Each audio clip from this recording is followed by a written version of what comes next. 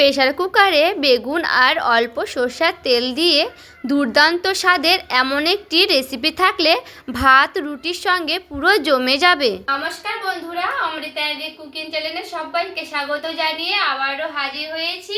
তো যে সকল বন্ধুরা ইউটিউব চ্যানেল থেকে দেখছেন তারা প্লিজ চ্যানেলটিকে সাবস্ক্রাইব করে পাশে থাকবেন, আর যারা ফেসবুক থেকে দেখছেন তারা পেজটাকে ফলো করে রাখবেন। তো স্কিপ না করে পুরো ভিডিওটি দেখার অনুরোধ রইল, আর লাইক দিয়ে ভিডিওটি দেখা শুরু করবেন। তো চলুন রেসিপিটি শেয়ার করা যাক। তো দেখুন, এখানে আমি একটা বেগুন নিয়েছি, আর বেগুনটা দেখুন কত সুন্দর, একেবারে কিন্তু টাটকা হয়ে আছে। আর এখানে আমি একটা টমেটো নিয়েছি, দুটোর মতো আলু নিয়েছি। তো আলুর খোসাটাকে কিন্তু আমি ছিলে নিয়েছি। আর দেখুন এখানে আমি ছোট বড় আলু নিয়েছি। দেখুন আমি নিয়ে নিয়েছি জল, জলে কিন্তু আলুটাকে ধুয়ে নেব খুব ভালো মতো করে। আর এখানে নিয়ে নিয়েছি টমেটো, আর টমেটোর এবার আমি বেগুনটাকেও কিন্তু দিয়ে দেব, দিয়ে কিন্তু খুব ভালো মতো করে ধুয়ে নেব। দেখুন ধুয়ে ধুয়ে কিন্তু আমি উঠিয়ে নিচ্ছি। এখানে আমি 3টের মতো লঙ্কা নিয়েছি, তো লঙ্কাটাকেও কিন্তু আমি ধুয়ে নিচ্ছি জলে দিয়ে, এবার আমি রেখে দেব। তো দেখুন আলুটাকে আমি একটু করে এইভাবে পিস করে নেব, যেন ভেতরে মানে ঢোকে লবণটা, তার জন্য। তো বেশি আমি কাটবো না, একটু হালকা করে এইভাবে মানে কেটে নেব, তাহলে হয়ে যাবে। টমেটোটাকেও একটু এইভাবে একটু দেখুন, এই যে বেগুনের বোটাটাকে আমি এইভাবে কেটে নেব। আমি কিন্তু বেগুনের বোটাটাকে কেটে নিয়েছি। এবার একটু করে এইভাবে ভাগ করে নেব বেগুনটাকেও। তো এইভাবে আমি 2 পিসটাকে এইভাবে মানে 4 পিসের মতো করে ভাগ করে নেব। এই যে এইভাবে কিন্তু করে নিলে হয়ে যাবে। দেখুন খুব ভালো মতো করে কিন্তু আমি করে নিয়েছি। দেখুন এখানে আমি একটা প্রেসার কুকার নিয়েছি, তো দিয়ে দিচ্ছি সে বেগুনটা, এবার টমেটোটাও দিয়ে দেব, আর আলুগুলোকেও কিন্তু আমি দিয়ে দিচ্ছি। এখানে দিয়ে দিচ্ছি সে লঙ্কাটা, দিয়ে দিচ্ছি অল্প করে জল, একেবারে আমি অল্প দেব। জলটা কিন্তু নিজেদের পছন্দ মতো করে দেখে মানে ভেবে চিন্তে দিয়ে দিবেন। তো এখানে আমি কিন্তু একেবারে অল্প জল দিয়েছি, দেখে বুঝতেই পারবেন। 2 ডোসের মতো তেল, তেলটা দিয়ে দিয়েছি, তেলটা কিন্তু অল্প করে দিয়েছি। প্রেসারের ঢাকনাটাকে ঢেকে নেব, খুব ভালো মতো করে মুখটাকে বন্ধ করে নেব। এখানে আমি এবার প্রেসারটাকে চাপে নিয়েছি, এবার আমি 2টোর মতো সিটি দেব প্রেসারে। আর দেখুন বন্ধুরা এখানে কিন্তু আমি সিটি দিয়েছি খুব ভালো মতো করে। তো দেখুন প্রথমে আমি বেগুনটা নামিয়ে নিয়েছি, এরপরে আমি নিয়ে নিচ্ছি টমেটোটা, এবার আলুগুলোকেও কিন্তু আমি দিয়ে দিচ্ছি।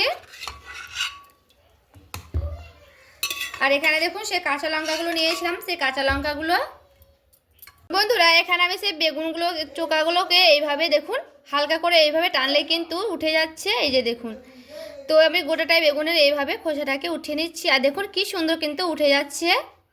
টমেটোর খোসাটাও কিন্তু খুব ভালো মতো করে উঠে যাবে। তো দেখুন এইভাবে কিন্তু উঠিয়ে নিয়েছি। এবার খুব ভালো মতো করে চেপে চেপে এইভাবে মানে একেবারে কিন্তু আমি মিক্স করে নেব। তো আলুটাকেও এইভাবে কিন্তু খুব ভালো মতো করে মিক্স করে নিচ্ছি। তো খুব ভালো মতো করে কিন্তু আমি এইভাবে দেখুন মিক্স করে নেব।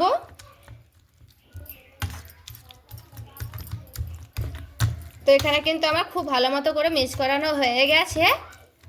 দেখুন বন্ধুরা কড়াইটা কিন্তু পরিষ্কার করে নিয়েছি, আর এখানে আমি 2টো শুকনো লঙ্কা নিয়েছি, সেই লঙ্কা দুটোকে আমি কিন্তু এইভাবে আধা ভাঙা করে নিয়েছি।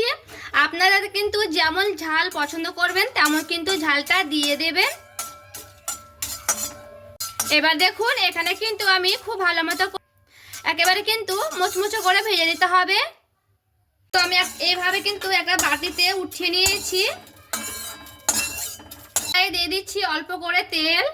এখন তেলটা কিন্তু খুব ভালো মতো গরম হয়ে গেছে, এবার আমি সেই বেগুনের মাথাগুলোকে দিয়ে দিব। খুব ভালো মতো করে একটু নাড়াচাড়া করে নেব। স্বাদ মতো লবণ, পরিমাণ মতো হলুদের গুঁড়া, কাশ্মীরি লঙ্কার গুঁড়া।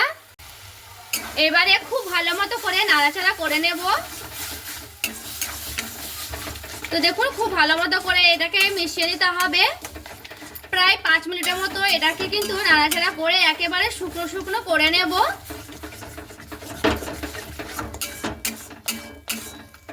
আর দেখুন বন্ধুরা, এইভাবে কিন্তু খুব ভালো মতো করে আমি নাড়তেই থাকবো। তো দেখুন আমি কিন্তু খুব ভালো মতো করে 2-3 মিনিট নাড়াচাড়া করে নিয়েছি। আবারও আমি 2-3 মিনিট কিন্তু নাড়াচাড়া করে নেব। এটা কিন্তু একেবারে শুকনো শুকনো করে নেব। এইভাবে কিন্তু নাড়তে নাড়তেই দেখবেন শুকনো শুকনো হয়ে যাবে।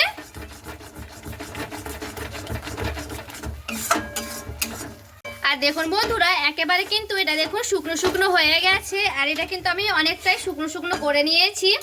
এটা কিন্তু মানে শুকনো করে নিতেই হবে এই রেসিপিটাতে। একেবারে কিন্তু শুকনো শুকনো করে নিলেই বেশি ভালো লাগবে। তো দেখুন এখানে কিন্তু আমার শুকনো শুকনো হয়ে গেছে। এখানে কিন্তু আমি নামিয়ে নেব এই বেগুনটাকে।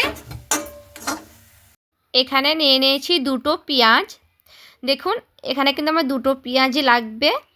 তো পেঁয়াজটাকে কিন্তু খুব ভালো মতো করে কেটে নেব। প্রথমে খোসাটাকে ভালো মতো করে পরিষ্কার করে ছিলে নিচ্ছি। এখানে কিন্তু আমি 2টো পেঁয়াজ দিচ্ছি। আপনারা যে যেমন পরিমাণে দিতে পারেন তেমন কিন্তু দিয়ে দিতে পারেন, কম বা বেশি। তো পেঁয়াজটাকে দেখুন কাটানো হয়ে গেছে। এবার কিন্তু খুব ভালো মতো করে ধুয়ে নেব। তো এখানে কিন্তু আমি একটু মিহি মিহি করে কেটে নেব পেঁয়াজটাকে। খুব মিহি করব না, খুব মোটা করব না। তো এইভাবে কিন্তু কেটে নেব।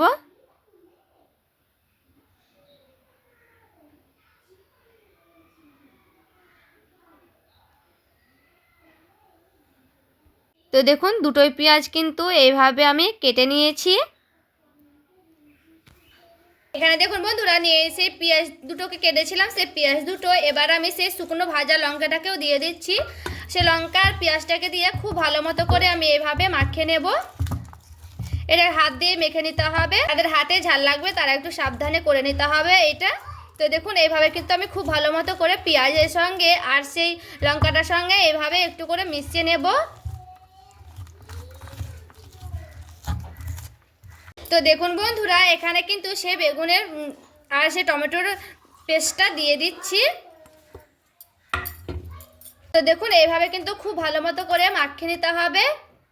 আর দেখুন বন্ধুরা, এখানে আমার একটু লবণ লাগবে মনে হলো, তো একটু চেক করে দেখে নেবেন। লবণ লাগলে কিন্তু লবণটা দিয়ে দিবেন। লবণটা দিয়েও একটু খুব ভালো মতো করে মাখিয়ে নিতে হবে। একেবারে পেঁয়াজটার সঙ্গে বেগুনটার সঙ্গে খুব ভালো মতো করে কিন্তু এখানে আমি মাখিয়ে নিলাম। একটু গরম গরম হয়ে থাকবে, তাহলে কিন্তু এভাবে মাখা নিলেই হয়ে যাবে। তো দেখুন খুব ভালো মতো করে কিন্তু আমি এখানে মাখিয়ে নিয়েছি। এখানে দেখুন বন্ধুরা, আমি কিন্তু ধনে পাতা নিয়েছি। তো ধনে পাতাটাকে কিন্তু একেবারে মিহি মিহি করে কেটে নেব। আর বেগুনের এই ভর্তাতে যদি মানে এরকম ধনে পাতা দেওয়া যায় তাহলে কিন্তু খেতে খুবই ভালো লাগে। আর শীতের সময়তে কিন্তু ধনে পাতা তো প্রায়ের ঘরে ঘরেই থাকে। এখানে কিন্তু আমি একেবারে মিক্স করে নিয়েছি ধনে পাতাটাকে। এবার আমি সেই ধনে পাতাটা কিন্তু দিয়ে দিচ্ছি। তো ধনে পাতাটাকে দিয়ে কিন্তু খুব ভালো মতো করে মাখিয়ে নেব।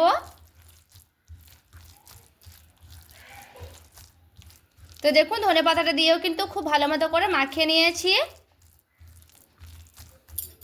তো দেখুন খুব ভালো মতো করে কিন্তু আমি এই ভর্তাটাকে করে নিয়েছি। আর এইভাবে কিন্তু একবার হলেও ট্রাই করে দেখতে পারেন। দেখুন বন্ধুরা, এখানে কিন্তু খাওয়ার আগে সার্ভ করার আগে কিন্তু এইভাবে কাঁচা তেল দিয়ে দিবেন। কাঁচা তেলটা দিয়ে দিলে খেতে কিন্তু আরও বেগুনের এই ভর্তাটা দ্বিগুণ কিন্তু টেস্টি হয়ে যাবে। খেতেও কিন্তু দারুণ লাগবে। আর এই বেগুনের ভর্তা দিয়ে কিন্তু এক থালা ভাত খেয়ে নিতে পারবেন। এই বেগুনের ভর্তা থাকলে বন্ধুরা আর কিন্তু অন্য ভর্তা খেতে ইচ্ছে করবে না। খেতেও কিন্তু দুর্দান্ত টেস্টি হয়।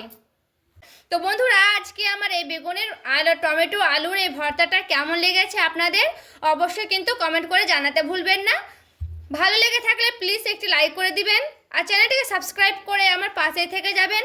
দেখা হচ্ছে আরও একটি রেসিপির সঙ্গে। সবাই ভালো থাকবেন, সুস্থ থাকবেন।